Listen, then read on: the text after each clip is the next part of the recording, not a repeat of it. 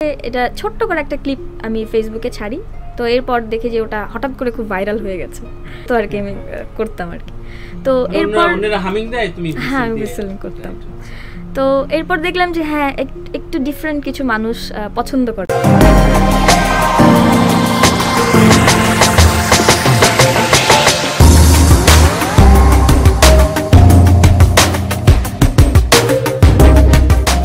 চ্যানেলের এই ভিডিওটি আমাদের নিজস্ব নির্মাণ, মৌলিকভাবে প্রকৃত তথ্য তুলে আমাদের নিজের অবস্থান, বানান ভিত্তিক খবর দিয়ে বিভ্রান্ত করা আমাদের উদ্দেশ্য নয়। এই কারণে সরাসরি বানানো উপস্থাপনা, তাই এই মূল ভিডিওটি কোনো কিছু কপি বা অন্য পোস্ট হলে যথাযথ ব্যবস্থা নিতে আমরা বাধ্য থাকব। প্রথম তোলা গান কোনটা? প্রথম তোলা গান নাতি খাতি বেলা গেল, শুনতে পারলাম না। প্রথম কাউকে শোনানো এটাই শুনিয়েছি। এটাই শুনেছো কোথায়, ঘরে না? আসলে প্রথম তোলা গান বলতে এটা আমি অফিশিয়ালি প্রথম আমার দিদির সাথে আমি একটা স্টেজে গিয়েছিলাম। স্কুলে? না, এটা স্কুলে না, এটা বাবার অফিসে গিয়েছিলাম। আচ্ছা আচ্ছা আচ্ছা একসাথে দুই বোন একসাথে। আচ্ছা, তো থাকে না যে তুমি যে প্রশ্নটা আমরা ছিলাম যে এই আনইউজুয়াল কিছু করব, এইটার ব্যাপারে আসলে তাগিদটা কিভাবে এলো, এটা আসলে বলা মুশকিল। তারপরও আমি একটু জানতে চাই যে তুমি যখন শুরু করেছো তখন খুব বেশি রেফারেন্স নেই যে গিটার বাজায়, রক বা অন্য প্যাটার্নে এইভাবে কোনো ফিমেল স্টেজে। প্রথম কথা মানে গিটারের ব্যাপারে আমার হচ্ছে ইন্টারেস্টটা অনেক ছোটোবেলা থেকে একবার জন্মেছিল আর কি। মানে আমি ছোটোবেলা থেকে মনে মনে পুষে রেখেছিলাম আর কি।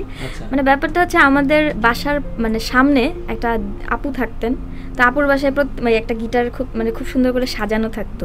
আমি প্রতিদিন গিয়ে জিজ্ঞেস করতাম এটা কি, তো উনি বলতো এটা দিয়ে গান গায়। আচ্ছা আমিও তো গান গাই, তুমি বড় হলে এটা শিখবা, এরকম আর কি।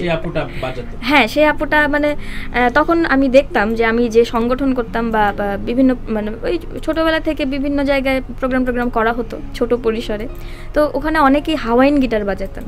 একজন ছিলেন উনি হাওয়াইন গিটার বাজাতেন, তো সেখান থেকে আমার মানে ভীষণ ইন্টারেস্ট হয় যে আমি যদি গিটার বাজাতে পারতাম। তো সেটা মানে হতে হতে হতে হতে আমি যখন ইউনিভার্সিটিতে ভর্তি হই তখন থেকেই শুরু হয়েছিল আর কি। আচ্ছা, এবার আসি যে তোমার ইনস্ট্রুমেন্টের দিকে। তুমি ছোট ছোট করে ক্লিপিংস তোমার ফেসবুকে দিচ্ছিলে, এই আইডিয়াটা কবে থেকে কিভাবে ইয়ে হলো? যে তোমার যদি বলা হয় যে তোমার পরিচয়ের টার্নিং কোনটা বলবা, কোন জায়গা থেকে খুব ভালো প্রথম রেসপন্স? আচ্ছা, প্রথমে আমি আসলে বলবো যে একটা বড় পরিসরে গান করার সুযোগ মানে পেয়েছি এখানে একটা রিয়েলিটি শোতে অংশগ্রহণ করে। ক্লোজ আপ ওয়ানে আমি অংশগ্রহণ করেছিলাম 2012-এ। তো ওখানে আমি এই হুইসেল বাজাতাম, তো সেখান থেকে আমি একটা নামও পেয়ে গেলাম, হুইসেল কুইন। তো সেটাই অনেক জায়গায় করতাম, অনেক জায়গায় অ্যাপ্লাই করার চেষ্টা করতাম। তো গানের মাঝখানে ইন্টারলিউড বা যেখানে একটু সুযোগ হতো আর কি আমি করতাম আর কি। তো এরপর হ্যাঁ হুইসেলিং করতাম। তো এরপর দেখলাম যে হ্যাঁ একটু ডিফারেন্ট কিছু মানুষ পছন্দ করে, হ্যাঁ একটু ব্যতিক্রম কিছু দেখতে চায়। তো সেখান থেকে আমার মনে হলো যে আমি তো মানে মেলোডি হিসেবে হুইসেলটা ইউজ করতে পারি বা গিটারেও একটু টুংটুং করতে পারি, তো এর সাথে একটা রিদমিক যদি কিছু হয় সেটা খুব ভালো হয়। তো সেটা আস্তে আস্তে আমি একদিন একটা ভিডিও পেয়ে যাই সোশ্যাল সাইটগুলোতে ঘুরতে। তো আমি সেই ভিডিওতে দেখলাম একটা কাপ নিয়ে দুটো মেয়ে শাফল করে গাইছে। ফার্স্টে দেখলে পরে হচ্ছে মানে বোঝা যায় না যে কি হচ্ছে এটা। তো আমি তারপর কাপ সং লিখে সার্চ দিলাম, সার্চ দেওয়ার পর দেখি যে ওটার নাম যে আসলে কাপ সং আমি তাও জানি না। তো আমাকে হ্যাঁ আমি গল্প করছিলাম আমি আজকে এরকম একটা ভিডিও দেখেছি, দেখ কি মানে চমৎকার। আমাকে আমার জুনিয়র বলছে যে আপু এটাকে কাপ সং বলে। আচ্ছা তাই। তো তারপর কাপ সং লিখে আমি সার্চ দিলাম, দেওয়ার পর দেখি অনেক টিউটোরিয়ালস। তো টিউটোরিয়ালস দেখে আমি দেখলাম যে ব্যাপারটা খুবই ইজি। হ্যাঁ, আবার আমি বলবো না যে খুব ইজি, কারণ আমার কাছে যেটা মনে হয় যে আসলে গিফটেড বলবোই। কারণ হচ্ছে কি দেখা যায় অনেক বছর ধরে গানের সাথে যুক্ত আছে, গান গায়, কিন্তু তাল রেখে গান গাইতে বললে ঘাম ছুটে যাবে। না, আমি কিছু শিখিনি। হ্যাঁ, তো একাডেমিক্যালি আমি আসলে এগুলো কিছুই শিখিনি। তো তারপর তো সেই থেকে আমি টিউটোরিয়ালসটা দেখে আমার 15 মিনিট টাইম লেগেছে। তো তারপরে আমি হঠাৎ করে চিন্তা করলাম যে এটার সাথে হিন্দি গান হচ্ছে, মালায়ালাম গান হচ্ছে, ইংলিশ গান হচ্ছে, তো ওয়াই নট বাংলা। তো তারপর আমি একটা বাংলা গানের সাথে এটা ছোট্ট করে একটা ক্লিপ আমি ফেসবুকে ছাড়ি, তো এরপর দেখি যে ওটা হঠাৎ করে খুব ভাইরাল হয়ে গেছে, তো সেখান থেকে আমার ইন্টারেস্টটা বেড়ে গেল। তখন চিন্তা করলাম যে একটা কাপ দিয়ে শাফল করে যদি এরকমভাবে পারকাশন বাজানো যায় তাহলে যে কোনো ওয়াস্টেজ দিয়ে হয়তো একটা পারকাশন করা যেতেই পারে।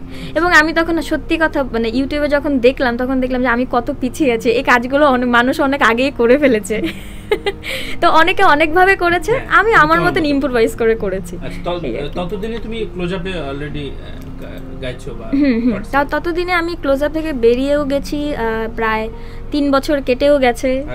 এই আর কি। ক্লোজ আপে যাওয়া বা থাকে না যে নিজের একটা গোল যে আমি আসলে শিল্পী হিসেবে এস্টাবলিশড হব, কি ধরনের চিন্তা ধারা ছিল এজ এ মিউজিশিয়ান নাকি? সত্যি কথা বলতে আমার বাবা হচ্ছে মানে স্বপ্ন দেখতেন সবসময় যে আমি অনেক বড় শিল্পী হব, আমার মেয়ে অনেক বড় শিল্পী হবে, কিন্তু মা সবসময় পড়াশোনা করো এটার প্রতি অনেক বেশি জোর দিতেন। তো দুটোই আসলে আমি করার চেষ্টা করতাম একসাথে। গানটাও আসলে ভালোবাসার জায়গা, ভালো লাগার জায়গা, ছাড়তে পারতাম না কখনো। আমি গান ছেড়ে দিয়েছিলাম, গান আমার পিছু ছাড়েনি আর কি। তো পড়াশোনাও করতাম, তখন আমি ইউনিভার্সিটিতে পড়ি, তখন আমি সেকেন্ড ইয়ার। তো সেকেন্ড ইয়ারে আমি চিন্তা করলাম বাবা তো একসময় স্বপ্ন দেখতেন যে আমি অনেক বড় শিল্পী হব, তো তাহলে আমার মনে হয় যে এই রিয়েলিটি শোতে যদি আমি অংশগ্রহণ করি তাহলে হয়তো একটা বড় পরিসরে গান গাওয়ার আমার একটা সুযোগ তৈরি হবে।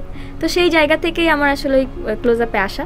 তো তারপর থেকেই মানে আমার যখনই মানে ভালো লাগতো না তখনই আমি এইসব কাজগুলো নিয়ে বিজি হয়ে যেতাম।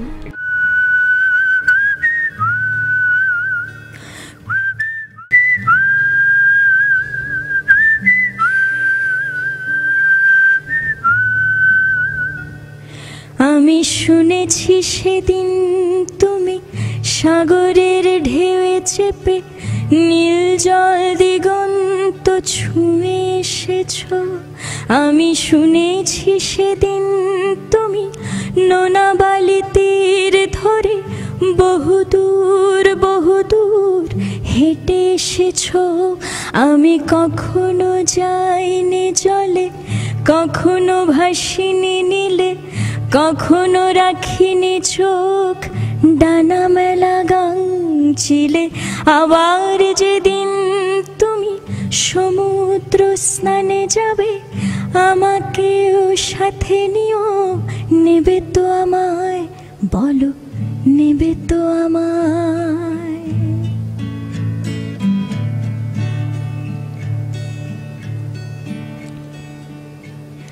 আমি শুনেছি তোমরা নাকি এখনো স্বপ্ন দেখো, এখনো গল্প লেখো, গান গাও প্রাণ ভরে, মানুষের বাঁচা মরা এখনো ভাবিয়ে তোলে তোমাদের ভালোবাসা, এখনো গোলাপে ফোটে আস্থা হারানো এই মন নিয়ে আমি আজ তোমাদের কাছে এসে দুহাত পেতেছি। আমি দু চোখের গাও ভরে শূন্যতা দেখি শুধু, রাত ঘুমে আমি কোনো স্বপ্ন দেখি না, তাই স্বপ্ন দেখব বলে আমি দু চোখ পেতেছি। তাই তোমাদের কাছে এসে আমি দু হাত পেতেছি।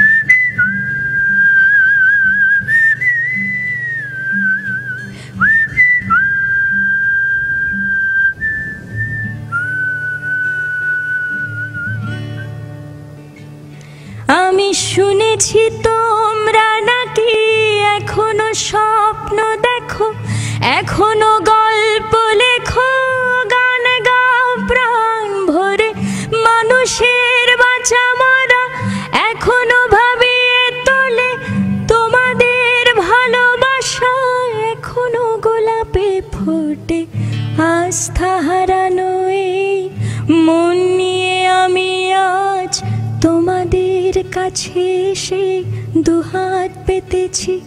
আমি দু চোখের গাও ভরে শূন্যতা দেখি শুধু, রাত ঘুমে আমি কোনো স্বপ্ন দেখি না, তাই স্বপ্ন দেখব বলে